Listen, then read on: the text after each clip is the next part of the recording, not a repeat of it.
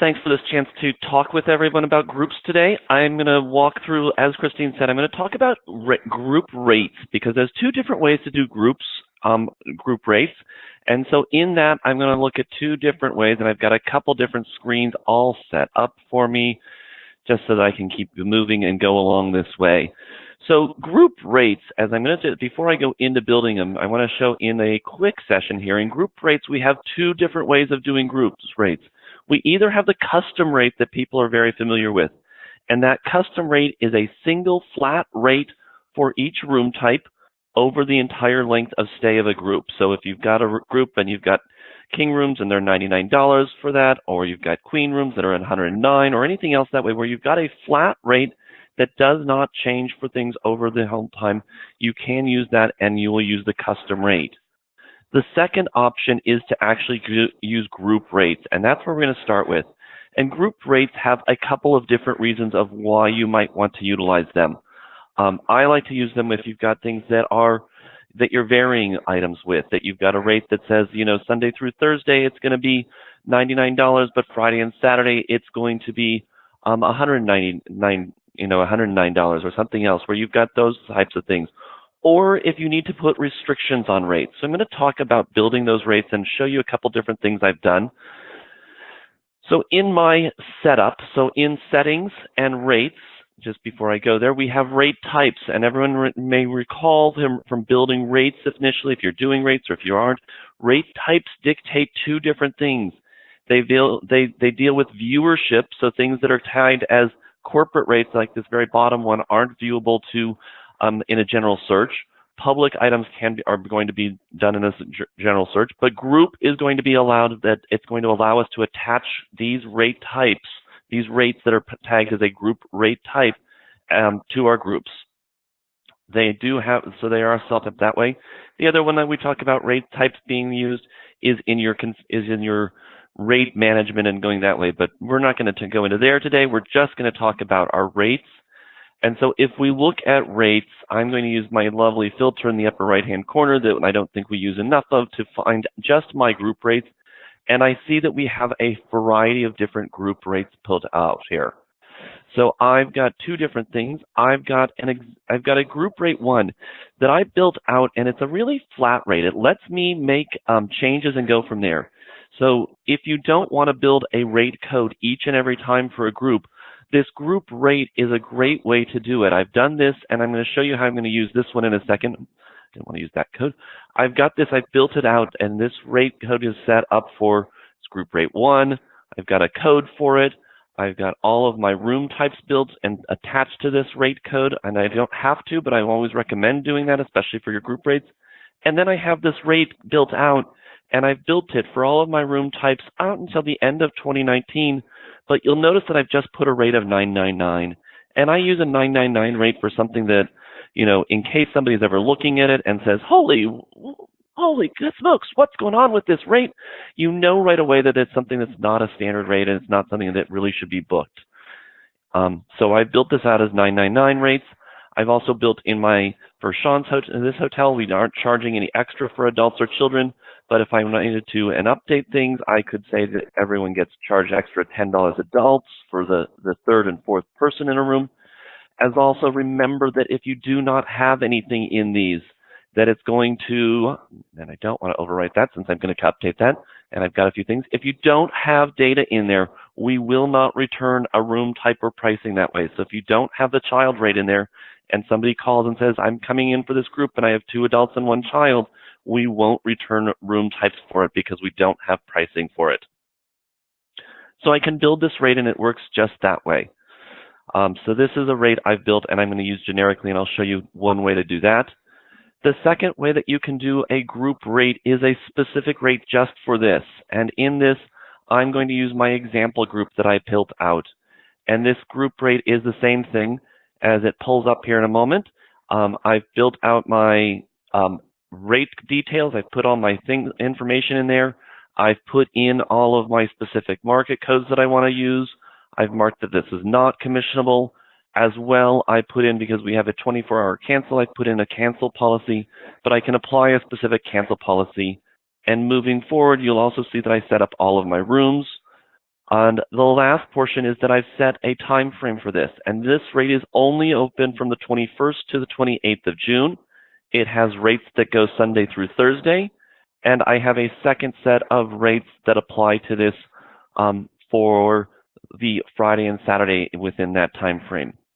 Now, one thing to note is that the dates that when you build a group rate, if you build a rate code that is specific for a group rate, you need to make sure that the dates on it incorporate and encompass the entire length of the group. And I will always recommend that it actually be built to have plus 1 or 2 days on each side of it. And I'll show you what happens if you haven't done it. So this group rate is built for the 21st to the 28th of June.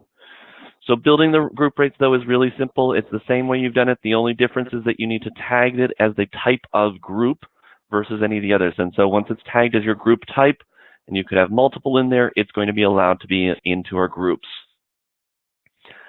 And just 2 things of why it goes there, just to look at it. Remember, this group rate is only good for the 21st to the 28th of June, so it's not going to show for any other times.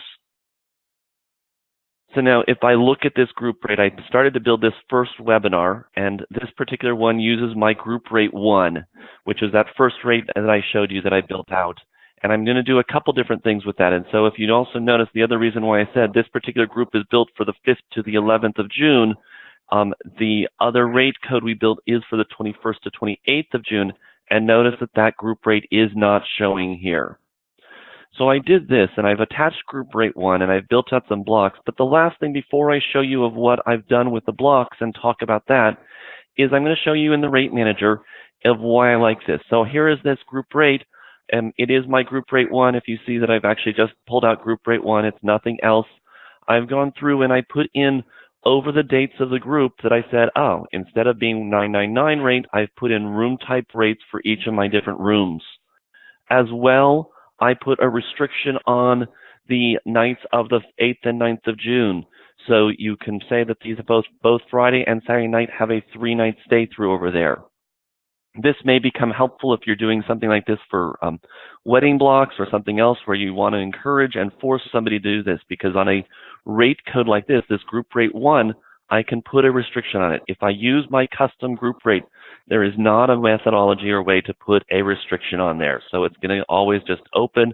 It's going to be open for the dates of the group. There is not a restriction that applies for it for 1-night stays or 2 nights or anything else that way. Hope that makes sense for everybody. So this is what I've done for the group rate. If I go back to my group, you will actually see that same information, that if I go to my room block details, and if I look at my rooms and rates, I've gone ahead and it's pulled in that rate data that's coming in here because it's over those dates. So it's pulled in that portion and went from there. So it's got all of my room types, and it's going to let me keep all of those in there. And then lastly that I show here, it has put all of my rooms. I'm going to use our newer feature and expand this out all the way. And so I can see that I've got all of the different room types built out, that I've got some rooms blocked in kings, queens, all of those good fun things. I did not specifically block all of my rooms out. So I've done that. And before we go into managing reservations with this, I'm going to start a new group and show you a couple things that apply with that specific rate code. So looking at our other rate code that we built, as you recall, I built that for the 21st to 28th of June. And so this is where it becomes important. If I go and build a new group that is going to be a group rate example, best practices that Sean will always push and encourage are that you need to fill out all the information the very first time, especially for those of you with Synexus interfaces. If you do not fill out everything the very first time, I can guarantee you that the group will not be built in your Synexus system. I'm going to set my dates. I want to set my dates, and I'm going to start at first and say that I'm going to go the 22nd. And remember, the end date I put on that group rate was the 28th. And for right now, I'm going to set it to the 28th because I want to show you something that if I come down to look at my rate, it's actually good that we actually updated. So it will cover it. Used to be we had to have it 1 day shorter, but I could change it this way. If I went through and said that everyone is leaving on the if I bumped it to the 29th, you will notice it's even there, but if I go beyond the dates, even better yet, we now lose that group rate. So it has to be within the group rate to keep. I'm just going to put it to the 27th, and I want to use this example group rate, and I'm going to set this right now for definite and save my group. Now, demographics as well can be set at this time. So we can set the market code for this and set the source if we have those informations and we require it. If your system is set in reservation settings to require market sources and things such that, it will have this and it will ask you before you get moved on. That was a nice update that came out in the last release. I hope everyone read the release notes that talked about that. So same thing, if I move forward, I go to my group room block and I add my rooms and rates, and it's going to instantly pull in the rates that I have in here. It's only going to pull the first night. So even though we have rates that vary on the different days of the week, it only pulls in the first one that shows here. It will go that way. I can update this, and from that I can then go ahead and put in my group block. And I personally always like to set things of leaving pre and post dates, kind of the thing that I've always seen and like to make sure I do. So I can set my group rate. I've got everything going in that way, and all is good for setting up my group, and I want to save my rooms. I'm going to update everything to show my total rooms in the top here as it finalizes, and then what's picked up. But I do have this completely blocked, and you can see that I've got 8 rooms a night for a total of 24. Hope that makes sense to everybody. And moving forward, I'm going to give you 2 different other fun examples that go from there. One thing that I always recommend, regardless of whether you have a group rate or if you have a custom rate, is make sure you include all of your room types. I do know that you may not have contracted them from a group. You may not want to block them. You don't need to block them. If you notice that I have in this group, I have 8 rooms blocked, but I do not have my First King Terrace blocked or my Executive Queens blocked. I do have a rate in there, which is why they will show here. And that becomes important in a couple moments here, and I'll show you what happens with my other one that I've already built out reservations for. So, back to this very first group. Webinar group example 1 for this group rate. We have a block detail, and I actually have a bunch of pickup rooms. Couple things just so you know, we will always create an account for your group. So this account is shown here. It has our balance information. You can have your transactions here. It's key to place that, make sure that you use this particular account for any advanced deposits you want. From the accounting side, if you put their deposits in here, it will sit in your advanced deposit ledger. If instead you had actually gone through as a different way and went to front desk and you went to accounts and you made a new account for it, it's already there. But if you came in here and said it's Sean's group, and you went through here and we created an account number and you said it's a group account and you save it, it will let you save it. If you put revenue in here, if you put money in here and we come here and say, I need to put an advance deposit of, they sent me a check of $1,000, the reference number for the check. If I put this in here, and I know we're not talking a lot about accounting, but if I put in here, this account and this check is going to sit in my guest ledger. It is not in my advanced deposit ledger. If I go back as this example one, and I'll show you in a second here, just because I think it's important to show that, if I come in here and make a payment here of check in the amount of $2,000, and I put a check number, it's going to show here. Same thing is here. And the reason I like to show this is I know it'll take a moment, but it is important to know because your accounting team will make a big difference with it. When I go to my journal, if I look at today's transactions, you will notice that that first deposit, that $1,000 deposit, even though I put it on a group account, it has no date range on it. It's not attached to the actual group, so it's put that deposit in the guest balance and the guest ledger, versus the other deposit that we put, that $2,000, that went in the advanced deposit ledger, and that won't transfer to the guest ledger until we hit those group dates. So that's my quick accounting side to show everybody. Now, I put my rooming list in, and I think everybody's fairly familiar with our rooming list feature. If you're not, we will always default the dates to the arrival and departure dates of the group. So you'll go that way and you'll see the room types that have blocks. Notice that we all have zeros here. If I change these to the dates where I actually have rooms blocked, and I'll just say it's the 7th to the 10th. If I go through that, my numbers change here because it's now looking at how many rooms I have available over those dates. And I can come in here and build as many as I go. I have 2 rooms, so I can click add and create 2 more reservations. If I do that, I'm actually going to just do 1 right now. If I do that, I can put in a name, or I can just put this in as update, and it will leave it as a pending. I know that some people like pendings and some people don't.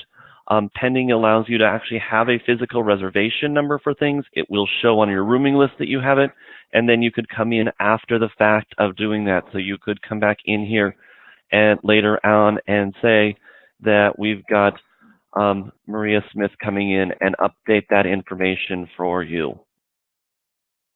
Now, the other reason that I talk about things that are able to be done here is that I have people in double queens.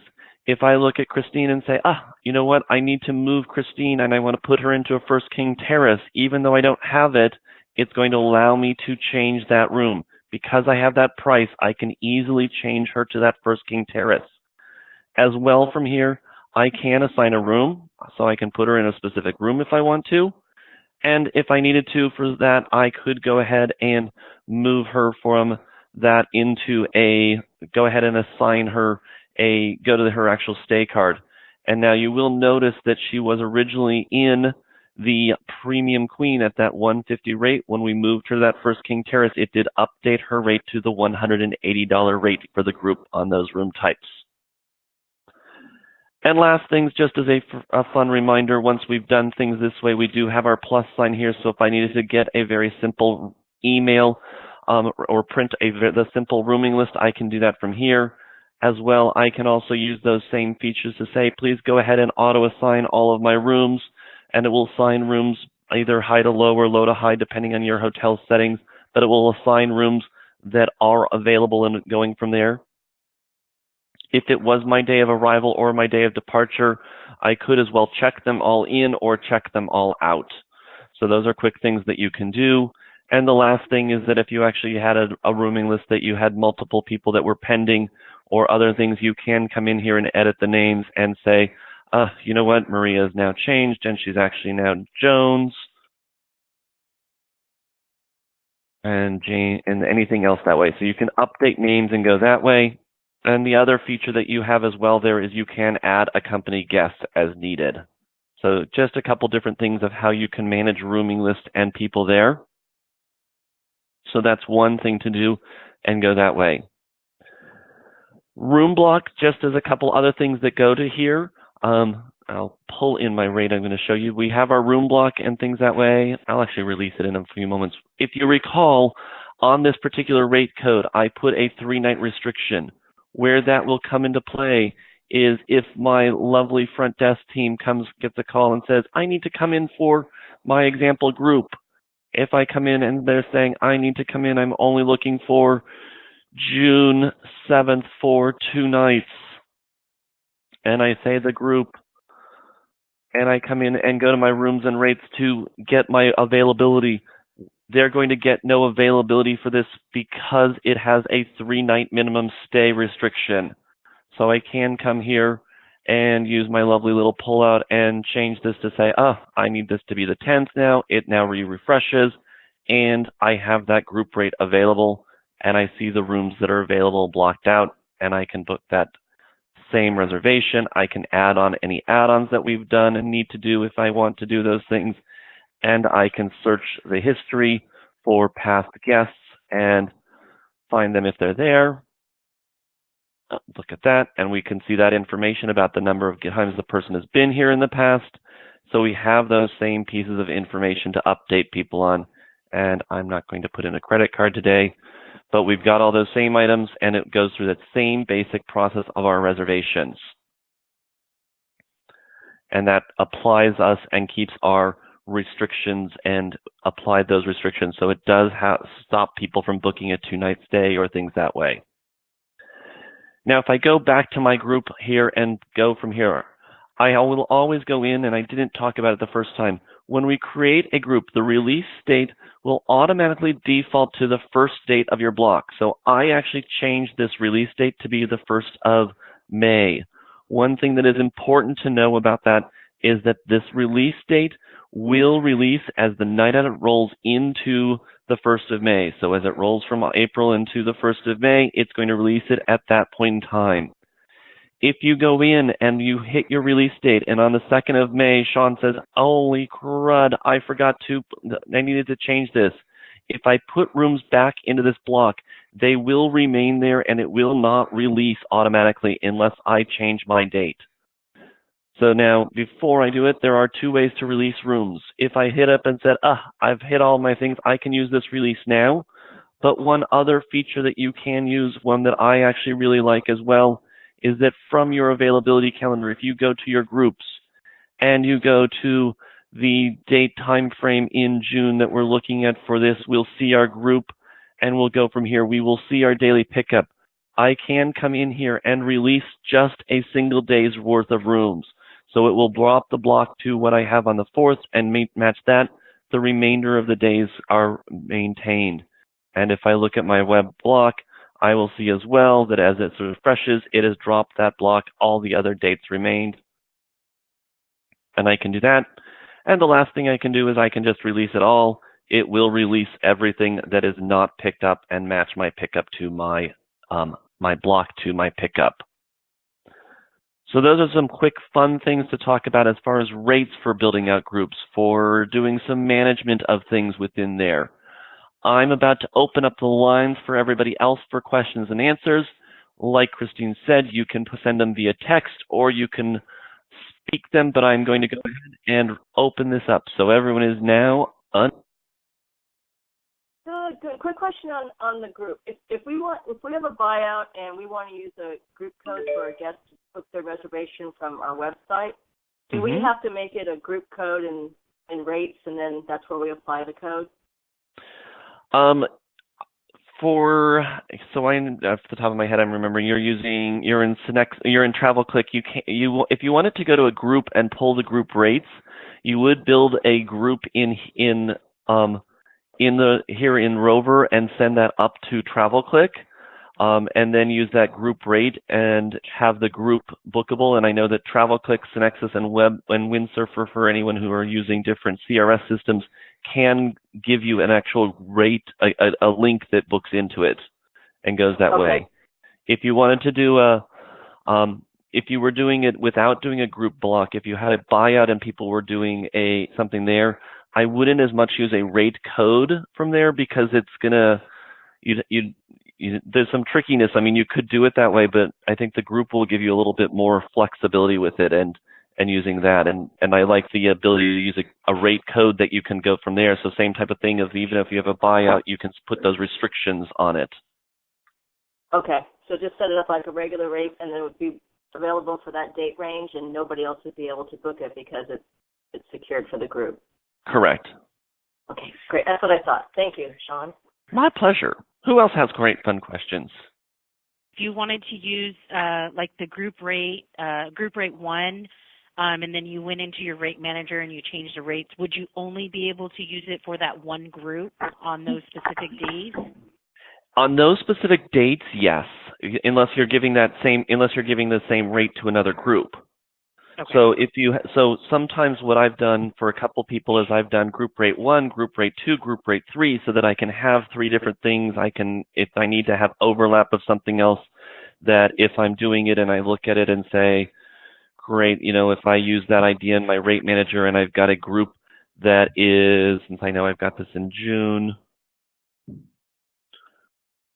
if I had a group that was coming in, I might use group rates 1 and 2 and things that way, because otherwise, if I had a group that was set for, that was coming in on the 11th and they started at a 190 rate or something else, I don't want to have that to worry of that overlap. It can go with it.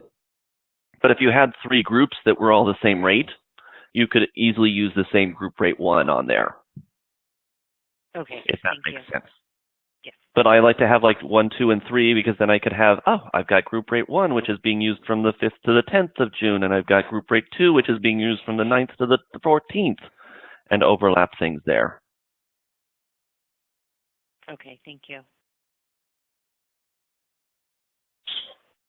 Hi, Sean. It's Michelle Free. How are you? Wonderful, Michelle. Good. I've just got a quick question. Sometimes we have groups that use our rack rate or use our discounted rate that's already been created. It is a public rate and not a group rate. So is there any way that we can use it for groups, or do we just need to create a new group rate that? If you're using it, if you're saying, if you had a group rate that was tied to something as far as a discount or to rack, I would build I might build in a rate that's tied to it. So, I might come in here and do the same thing and say, I need to do a group rate, because the only rates you can attach to a group are going to be the rate type. So I could say, it's my group bar rate and go this way. It's group. It's going to use my room charge, and it's tied to bar at a flat discount. There's no difference for it. Group, and go that way. Yeah. Okay. You couldn't put bar rate in there. So it'll let you do that, map up your details. So we say it's group, anything else that we're doing. All of those good fun things. We're not going to commission it, or we might commission it, etc. Anything that goes that way, but it does tie your ability there. So you would need to do that. One other note that I kind of quickly overlooked there, but does that in our details, is that you can, if you have a group that is attached and you needed to commission a group for something, if you said, I need to pay this lovely travel agency 10% commission on things, I would want to make sure you use a rate, because the custom rates as of right now do not generate commission records at all. So if it has a rate code and goes from here, if I've built this as group bar and I've got room charges and going from there, it will create commission records in the commission system as a side note for everybody. Any other fun questions from people? Sean, I see that we have a question from a viewer. Sean showed his flat group rate that he'd set till the end of 2019. But what if I want to search for group availability for 2 adults plus 1 child, but the hotel does not charge for a child? In other words, children are free. So kind of the base thing to know, and it's not necessarily for group rates or any rates, if you don't charge for children and you ever put in things, if I have a rate that's built out, if I do not have a rate in here, so here's this perfect example. If I look at group bar pulls the child rate, but if I even go back to my bar rate as a base and use it that way, because that's that main rate that is driving it, it's either way what's going to happen.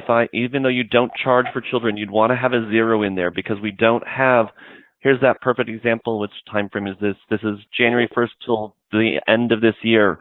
Here's this great thing. We do not charge for extra adults or children. But what happens when I do that?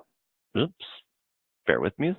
Hit the wrong spot there. If I go in and try to create a rate against bar, and I say I need to make a new reservation, and I need, if I said, well, I'll just say 2 adults and 1 child right now. If I don't have rates that are coming in here, notice that my government rate is here, because it's probably built out. If I have other rates, I can say here's bar, but it's coming back, it has no availability. If I change this and I say it's just 2 adults, my bar rate suddenly has availability, and I can get those reservations because maybe bar has something else within it, but it's not going to return ever the availability if you don't have a rate built in there. So if you have nothing in the +1 or in adults, it will not ever return, because the value in the database is a null value, and so we don't think that there's anything there. So I hope that answered that in a long way, but if you have anything, you want to make sure you have rates in there. So even if you charge nothing, put a 0 in there on the build out of rates. What other fun questions?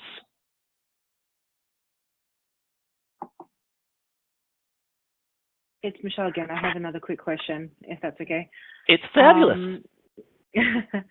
So when I create a group, I can't actually click on demographics until I hit save group, and then it gives me, hey, you haven't added demographics. Is that normal? Because the way that you did it, it looks like demographics already came up. I put my demographics in there. It's based on a setting, and here's what I'm going to show you really quick, is that in reservation settings, this particular hotel does not force those items in there. If I said I need to force my source and market code, what will happen when I do my new group, if I do this and make it really quick and dirty and say test, Sean.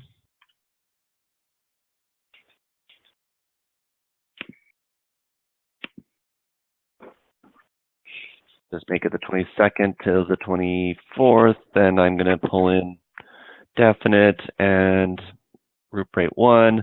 When I do this, it's now forcing me to put those demographics because I changed that to being that it is a required element to have in there. Okay, that makes sense. That's why, but if it's there, if that setting is turned on for your hotel, it will force those. Like it did there the first time, as you noticed, since I turned those settings on, it didn't force it in. I was able to go in there after the fact. Okay, thank you very much. My pleasure. Hey, Sean, it's Kathy again. The first group we did when we opened, Sean, I didn't put the bill routing connection prior to them arriving, and I couldn't get them routed at all, so it kind of screwed up the accounting. So for the future one, on in and added the bill routing to the rooms, and I just want to make sure I'm doing the right thing. Maybe I can just send you an email or something. Couple quick things, and just kind of as some comments for that as regards to it, is that if you go ahead and I don't remember if I have a group that's going to go in here. This is all just kind of as a quick idea here. If well, it's already in and it's blocked, so I don't want to try and do that. If you come into a group, so kind of quick things that happen on the bill routing here is that if you add billing from here, it will send all the information to our master account. It will always kind of default, if you're doing it beforehand, to the date range of the group, and it's going to show the blank date range. If I had a group that was already in-house, if I said, you know what, these guys arrived yesterday, I forgot to put the routing on this, and I went in and did it today, it's going to go in and it will default the routing to start as today because it's thinking, oh, you're just adding this now. So if you did, you would kind of want to come back and say, oh, I need to set the routing to be from the 6th and imagine that we're in-house to the 9th and go that way. So I can set my routing specifically that way, and that's probably what was happening, is that since it was coming after the fact, it was starting as today, and you're not doing it, but it will go that way and apply it there. Great. Okay, that makes sense. And the other thing, the other item to go in here is that if we actually said, you know what, this group wants to pay for room and tax for everybody who's on the night of the 7th. If you want to do it for a specific night that says, I'm going to take room and tax for one night, you want to put the date that you're going to take those charges on. A lot of people I've seen in different things will say, oh, it's the night of the 7th, so I want to put the 6th, 7th to the 8th, like this example. What this will do is it's going to say, on the 6th and on the 8th, apply this routing. So if you say I'm only taking it for the 7th, you want to put a one-night item on there, and it will then put routing for everybody on that as the one night. If I look at my rooming list of everybody and I go into my reservations and I actually go to the stay card and I see that I've got routing, if I go to the routing and look at the routing, I will see as well that it has this, and it is only for the one night. If I needed to change for Sean and said, Sean's special and he gets routing for all of it, I can do that and save the routing for just him, and that's only impacting his reservation. But one thing to note as well is that when you've put routing on this front portion, if you put this in here on our summary tab, this billing information applies to everybody. So it's a one-stop shop for everybody. If there is the ability based on permissions to say, I need to delete this routing, and it will delete it from everybody. If you have routing that needs to go to specific things or different things, you may need to do it on an individual basis. And where is that done on the individual basis? If I came in here and if I deleted this, I want to remove everybody and remove the building. If I look at my rooming list and I go to them, bear with this, if I go into James's here and I look at James's stay card, you will see here that his billing is there, is off, there's no billing. If I wanted to put it to the group, I can come in here and say, add my billing, and it needs to go to the account webinar group billing, and he's going to get routing for the 7th and we'll say the 8th.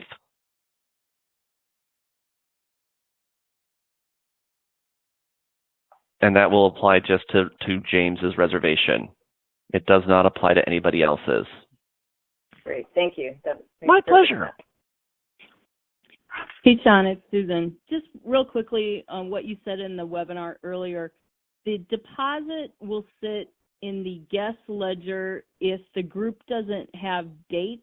Is that what you said? If I put a deposit on a group, so remember, so when I said that every time we create a group, we automatically create this account. And so I've got account 9910 that's there. It's going to sit there because it's going this way. If I didn't, if I had, you know, if I had Susie accountant, and Susie says, or we've got Susan the sales manager, and we've got Ingrid the accountant. You know, let's use fun one people that way that are never going to do it. And Susan got the check and said, Ingrid, here's my check for this group. I'm going through there, and Ingrid doesn't go in, and she goes into with this, and she's like, she doesn't search for anything. She comes and says, I just need to put in a new this. We've got Susan's group. I'll make up account number, whatever I want. I say, the account type is a group, and I save it this way, and I just create an account. It's not really attached to a group or anything else. It's not done there, so it doesn't have any way of knowing the dates on this. Even though if you look at the webinar, our example here, this transaction, this account number you see pulled in, I never created this, it was done. Here's that same 2000.